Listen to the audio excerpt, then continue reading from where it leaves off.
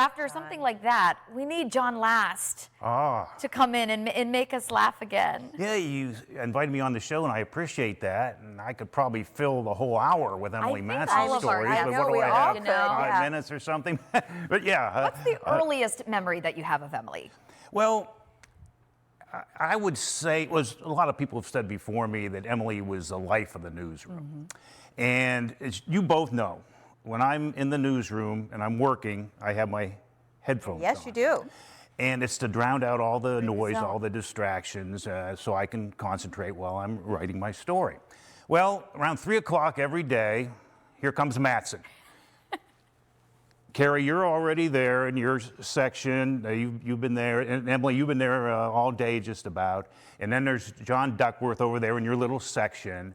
And then, in the matter of minutes, you can hear the laughing. Through the headphones? Yeah. Yes, I mean, I'm not just talking giggling. It's like, whoa, ho, ho. It's true. And so I just want to say, folks, the headphones don't work. No. They're useless. Yes. But the thing is, I love the laughter in the newsroom, but the headphones just don't That's work. funny. They don't stop her laugh. No. You can when you hear her laugh, Her laugh was great. And she would come in almost every day the exact same way. And I didn't have to turn around. She would walk in and she goes, hey y'all. Hey y'all. Every day. And then usually something else would be said and then the cackling would begin and poor John couldn't get a thing done. Yeah, But and it wasn't just every so often, every day. Every day. Including last Friday. Every day. I mean, every day. I Yeah, know. Friday, We yeah. were saying, we were talking about the speeding ticket story last week, and it was Thursday or Friday, and we were just in stitches Roaring. laughing so hard. So she really brought that light and that laughter up until the very end. And Oh, we yeah. appreciate that. You know, sometimes they say that we can always learn something from other people, and you know, you're a senior member here among us. Emily was been with us for a long time, but she's younger. What did you learn from Emily?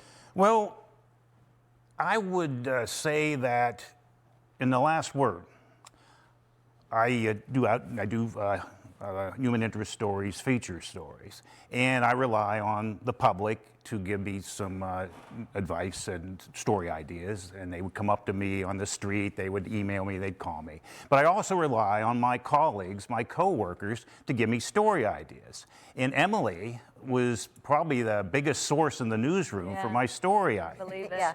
And I really enjoyed her stories, except one particular story.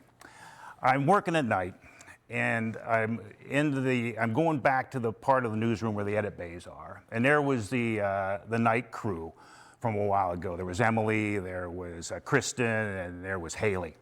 And I walk in there, and they says, John, we have a story idea. I said, okay, I'm great, let me hear it. And they said, well, we'd like you to do a story about companies in Erie that clean up dog poop when the snow melts in people's yards. I says, well, you think this is really a good story? I'll do it.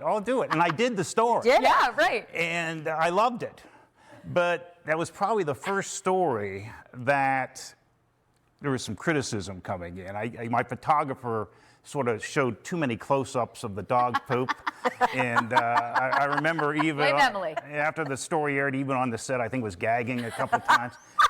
Which it doesn't take anything to make you even gag. Yeah, Got a gag that's true. reflex. But, Yes. but she did not like the story. And next day I got called into the office. The boss says, John, we're hearing some criticism about this story. And I said, yeah, the dog poop, I either go big or go home. That's my motto. But, so I walk out of the office, I look at Emily and go, yeah. It's your fault. You set me up for But this. she's given me some very good stories. Yeah, she has. She was just so connected in the community that I think it was easy for her. I mean, she was so in tune with what was going on, and not just in her little world, but really what affected the entire community. Yeah. So, John, we appreciate you being here and making us laugh as you always do. Oh, thank you. You know what? Just maybe wear 2 sets of headsets because hopefully You our try laughter that. will These are noise-canceling headphones. They don't hopefully work. will They continue. don't work.